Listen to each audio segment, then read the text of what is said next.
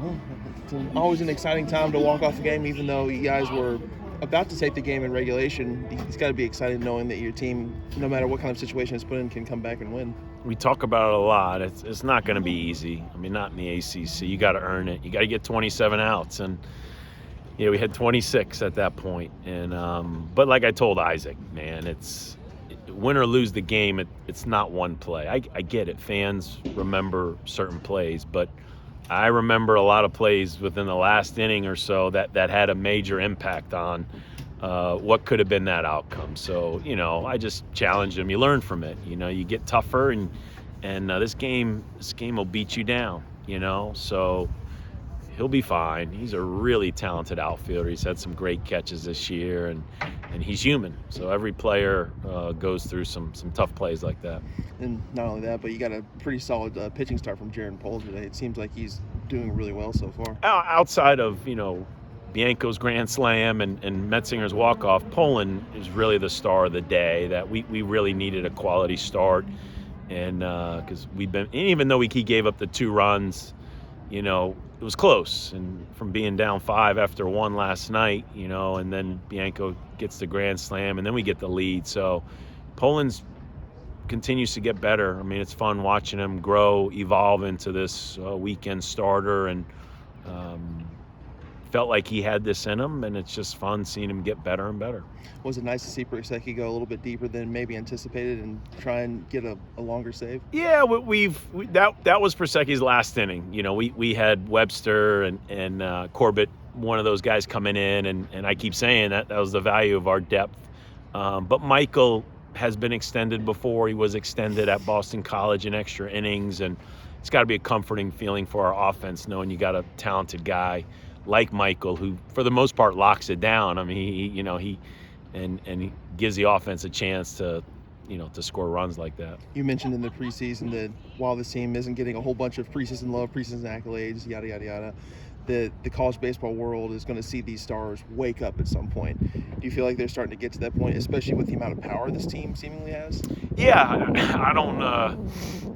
I'm not exactly sure what they're saying about us just because I'm not on it, but I just obviously what we tweet out and recognize, and yeah, I think just a matter of time. It's at the end of the day, preseason polls are great and it gets people excited about college baseball, but kind of like they say in football and some of the other sports, you should almost wait 10, 15, 20 games before you even start putting that stuff out. But hey, for those guys that have earned preseason accolades, credit to them. We just kind of had a group that, maybe was a little under the radar and maybe hadn't earned a lot of preseason love, and that's fine. What matters is what you do, when the lights are on, and so it's fun. It's fun watching these guys.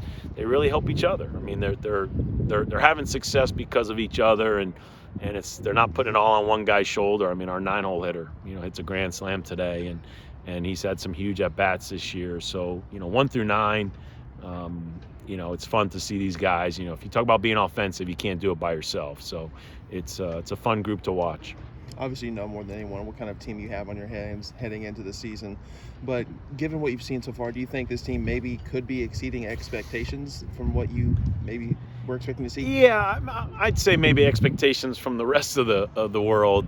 For me, I'm pretty hard-headed, and I see their best. I mean, I know their worst, but I really see their best, and so I think this team has a chance to win every game.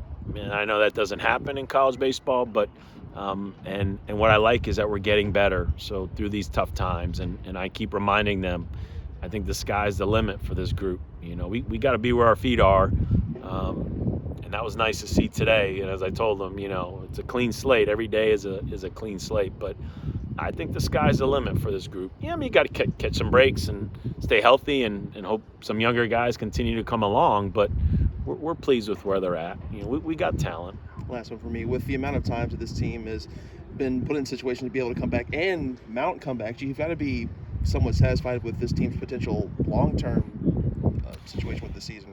Even not every game that we've lost, but there have been a handful of games we lost where we kind of ran out of innings. And that's, hey, the rules are 9. But, even where we didn't play good and we gave up some big numbers and we fell behind by big runs, we came back, and this team as I think Steven told me, we're averaging almost 10 runs a game. So you're not going to score 10 every night. But they need to not give up the big innings and not panic. And it's okay if you're down a few runs because they have the ability to score runs. So I just always want to pitch better, always want to play better defense. And, as a coach, I'm always looking in areas that we can improve. But, I'm happy where we're at. We still got a long way to go.